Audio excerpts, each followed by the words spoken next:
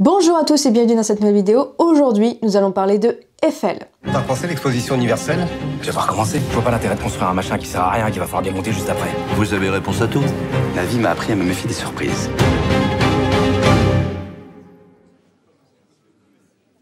Bonsoir.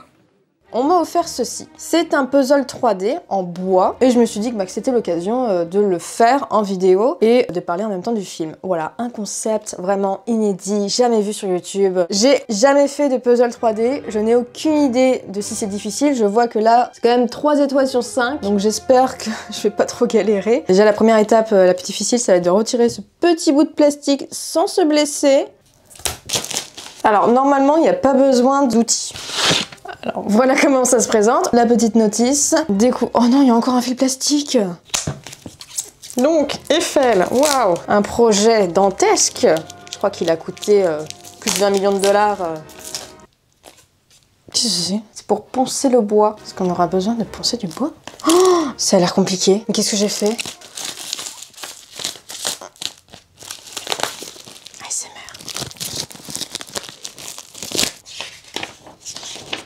Il nous faut... Dans quoi je suis embarquée? Alors, nous avons besoin de ceci pour aller avec cela. Ça, on va en avoir besoin. Donc là, je suis en train de faire un puzzle de 122 pièces. Oh, ils sont là. Qu'est-ce que je veux devenir? Donc, le film Eiffel est réalisé par Martin Bourboulon, qui est tout simplement le réalisateur de Papa ou Maman, 1 et 2 d'ailleurs. Il sera également le réalisateur des 2 prochains Mousquetaires. On a également Caroline Bongrand. Et Eiffel, en fait, c'est un projet qui est hyper important pour elle. Puis les années 90, je crois qu'elle a d'ailleurs fait un roman qui raconte la genèse de ce scénario. C'est pas très grave si je me trompe. En tout cas pour la première partie. Franchement, on reconnaît, non? Comme vous pouvez le voir, il va falloir bien être précis. Hein. Tel un ingénieur. On a combien d'étapes? Parce que visiblement, je suis pas très rapide. On en a 10. Ça va les gars? Donc, Eiffel. Mais c'est trop dur de faire 2 trucs en même temps. C'est pas du tout le bon sens.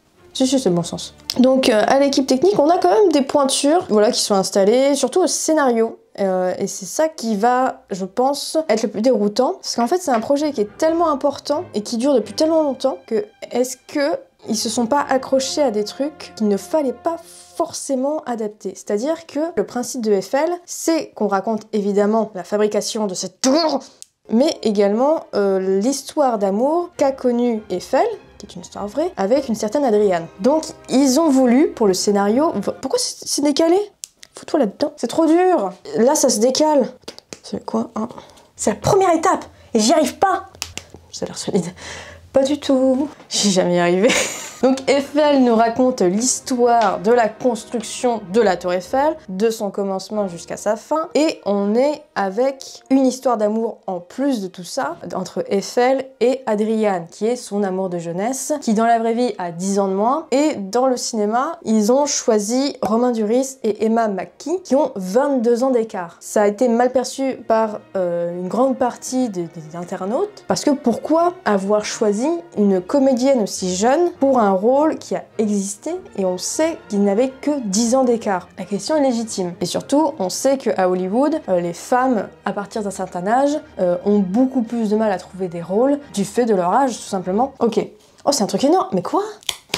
Donc il y a eu la polémique hein, évidemment sur les réseaux sociaux pour en parler, mais bon le choix est fait, le film est tourné et surtout pour avoir vu le film je trouve que Emma McKee, oh non c'est pété, elle s'en sort vraiment très bien, mais on ressent quand même cette différence d'âge. Donc attendez, qu'est-ce qu'il faut que ce soit? Même si on essaye de faire abstraction de ça, de se dire que ok ils ont choisi certainement une comédienne qui était vraiment extrêmement douée, je l'ai coincée. Malheureusement la différence d'âge elle est là et c'est moyen bof d'avoir ça, surtout en se disant que bah ils auraient pu trouver une comédienne qui aurait totalement fait l'affaire. Je n'arrive pas à le glisser. on voit une énorme partie de la construction de la tour, on voit plein d'éléments, on voit les croquis, on voit les discussions avec les ingénieurs pour pouvoir savoir. On a également la polémique de la tour en elle-même, puisque comme vous le savez, c'était une tour qui était fabriquée pour qu'elle soit totalement éphémère, pour l'exposition universelle de je sais plus quelle année. Ça avait fait polémique, plein notamment des artistes qui ne voulaient pas de ça, qui trouvaient que ça enlaidissait totalement Paris. Je crois que j'y suis presque. Je pense que c'est pas mal. Mais on voit également à quoi ça sert et surtout en quoi ça peut être si difficile de faire une tour aussi haute. Quelles sont en fait les problématiques que la construction peut avoir. Ah, on va faire les bases, on va faire les pieds là. Faire une miniature, c'est horrible, mais alors j'imagine même pas une version de presque 300 mètres de haut. J'ai vraiment du mal à pouvoir parler en même temps, c'est horrible. Ce qu'ils ont expliqué pour la fabrication de ce projet, c'est qu'ils voulaient le comparer en fait à Titanic. Titanic, c'est tout simplement une histoire d'amour sur fond d'un naufrage, et c'est ce qu'ils voulaient faire, c'est la construction de la tour Eiffel, qui est, j'ai envie de dire notre Titanic à nous, mais non, c'est la fabrication qui est assez dantesque, et c'est ce qu'ils voulaient faire. Ils voulaient surtout mettre en avant cette histoire d'amour. Mais la question est, est-ce qu'il y avait besoin de cette histoire d'amour? Ou en tout cas, est-ce qu'il fallait que ça prenne autant le pas? Parce que vraiment, c'est moitié-moitié. On a 50% de fabrication de la tour Eiffel qui sont pour moi des parties très intéressantes, alors que là, comme on reste sur une histoire d'amour, bah une histoire d'amour, malheureusement, c'est un peu basique. Si on n'est pas attaché plus que ça au personnage, bah ça devient juste une histoire de romance avec la tour Eiffel qui se construit au fond, vraiment. Et c'est ce que voulait le réalisateur, c'est se concentrer sur les personnages. Adriane, elle est mariée, donc c'est une histoire d'amour interdite, donc ok, je peux comprendre que ce soit un tant soit peu intéressant. Oh, c'est un poil dommage, je trouve, parce que je trouve que la construction en elle-même de la tour Eiffel, elle vaut le coup. Mais ça aurait été vraiment intéressant de voir la difficulté, justement, encore plus que ce qui est montré dans le film, de se faire. Alors peut-être que ça aurait trop ressemblé à un documentaire, que ça aurait pas plu à tout le monde, mais en tout cas, moi perso, c'est quelque chose qui me parle beaucoup plus qu'une histoire d'amour. Et j'aurais sûrement plus aimé la tour Eiffel en elle-même, limite une personnification de la tour Eiffel. Ça aurait été vraiment dantesque et vraiment stylé. Et malheureusement, comme ils se concentrent sur l'histoire d'amour, ben, la tour Eiffel, elle est presque mise de côté. On la voit très morceau par morceau. J'aurais quand même aimé encore plus de complexité sur ce modèle. Mais voilà. Et là, oh mon dieu, ça a l'air tout petit. Les effets spéciaux, bah comme il y a une reconstitution historique, les effets spéciaux, ça va. Ils sont authentiques, on va dire, mais ce que je veux dire, c'est qu'ils représentent des choses qui sont concrètes pour pouvoir nous immerger dans l'histoire. Je sais pas si vous voyez bien, il nous faut ça, là. C'est tout petit. La question qu'un critique doit se poser, c'est est-ce qu'il vous recommande ce film ou pas? Je pense que oui, globalement. Je pense qu'en fait, moi, j'ai pas été plus touchée que ça par l'histoire d'amour, parce que j'ai eu la gêne de l'âge qui, quand même, m'a titillé un peu pendant tout le film. Et j'arrive pas. Mais je pense que s'ils ont fait le choix de mettre en avant une histoire d'amour, c'est parce que c'est universel. Et genre, ça peut forcément que plaire au plus grand public. C'est quand même sûrement plus humain et universel que l'histoire de la fabrication d'une tour. Donc je pense que oui, je pense que c'est un film que tout le monde peut voir. Romain Duris et Emma McKee, ils jouent vraiment très très bien. La reconstitution historique, ben, en soi, elle est vachement cool. C'est un peu l'occasion, avec le budget qu'ils avaient, de nous faire vraiment plonger dans le Paris de l'époque. On n'a pas de beaux effets de transition, on n'a pas non plus un montage alterné pour vraiment signifier la construction de cette tour en lien avec la construction de cette relation d'amour. Quand elle a été fabriquée, ils se battaient contre la propre société qui est aujourd'hui évidemment l'adulte. On ressent pas assez ça, on ressent pas assez comment cette tour peut être perçue comme un élément romantique. Il lui donne une histoire, mais il lui en donne pas la symbolique. Bah écoutez, c'est très long. Je pense que là, je commence à avoir le coup de main. Ok, donc ça va de là à de là. Oh, c'est déjà du bon palais, là, hein? Je trouve petit, tout petit. Comment? M'accuser d'un pareil ridicule petit, mon nez. Oh là! Ciel! Énorme, mon nez! C'est tellement petit. J'ai des mains minuscules et je n'y arrive pas. Regardez ce que je dois faire. Ça, là. Je dois le rentrer dans un petit trou comme ça. Et ce n'est pas facile. Bon, ok, là c'était facile. Il est pas dans le bon sens. Ouais, j'en ai un sur plein. Faut que ça dépasse? Ça dépasse? Oui, ça évidemment, on vous demande de répondre par oui ou par non, alors ça dépend, ça dépasse. Ça fait pas ingénieur, ça? Moi qui pensais finir ça en une matinée. J'espère que ça va tenir. C'est bon, j'ai fait les 4. Très bien. Ok, nickel, on a ça.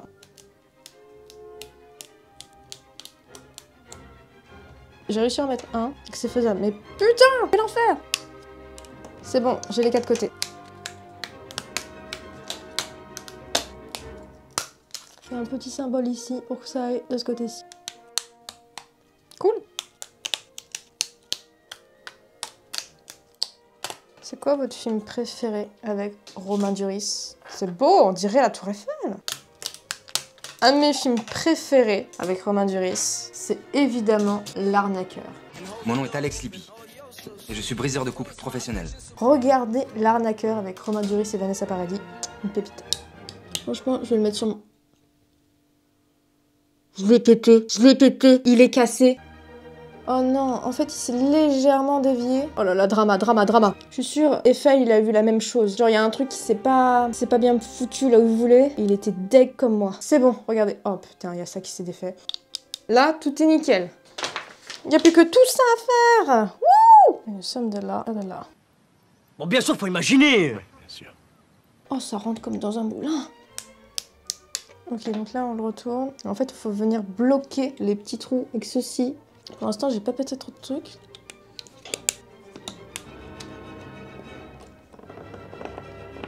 Vous entendez le bruit? C'est le bruit que ça marche. Oh! Bon, on est à peu près à là. Et en fait, il y a ceci qui est ressorti. Voilà. Et en fait, j'ai vraiment galéré. Je sais pas si ça se voit très bien, mais en gros, c'est pas hyper net. Voilà, regardez, ça ressort un peu. Je galère vraiment beaucoup trop. C'est parti. C'est fragile.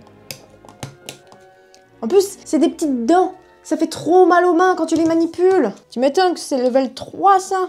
Voilà, en fait, il est cassé juste ici. Mais c'est bon, j'ai réussi à le remettre et ça n'a pas l'air de trop se voir.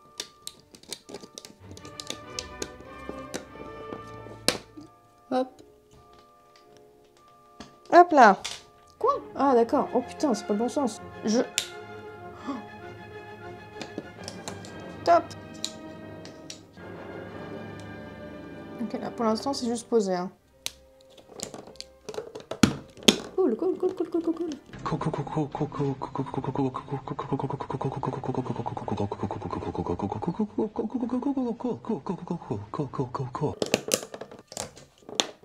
Ça, ce tout petit truc là, il faut que ça rentre dedans. En fait, ça va former l'armature, voilà.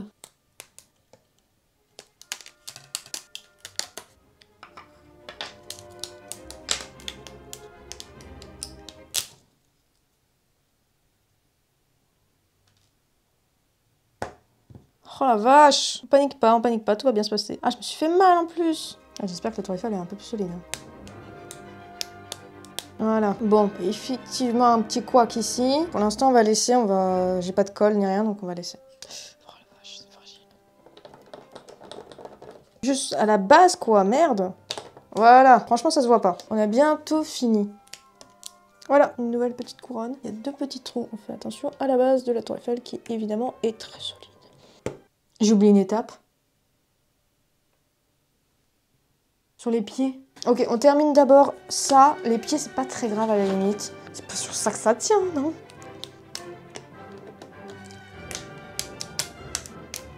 Ouvre le bec. Hop.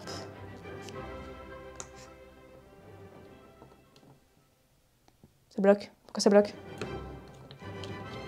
Nickel. Pas maintenant, on va pouvoir régler le problème qu'il y avait avec les pieds. J'ai envie de pleurer.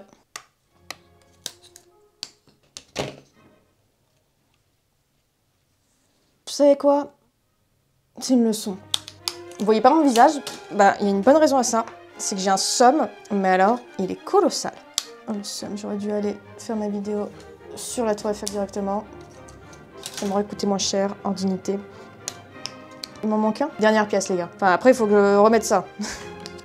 Ok, la base est faite. Voilà, ça y est, elle est terminée. Je vais la ranger et ne plus jamais y toucher. Le film Eiffel est sorti. Si vous l'avez vu, n'hésitez pas à me dire dans les commentaires ce que vous en avez pensé. N'hésitez pas également à me dire ce que vous avez pensé de la vidéo, si ça vous a plu. Je ne suis pas certaine de refaire le concept, hein. Ma chaîne tourne autour du cinéma et du coup là c'était un peu l'occasion de mêler vidéos d'activité manuelle et critique de cinéma. Je ne suis pas certaine de réitérer l'expérience. Parce que c'est quand même un peu frustrant, voilà, j'ai quelques couacs. J'ai mal aux mains, j'ai fait ça en un temps record, j'ai fait ça en 2h30. Ça m'a pris toute ma matinée. N'hésitez pas à laisser des commentaires, des avis, c'est toujours les bienvenus. Et on se retrouve bientôt pour une prochaine vidéo. Salut!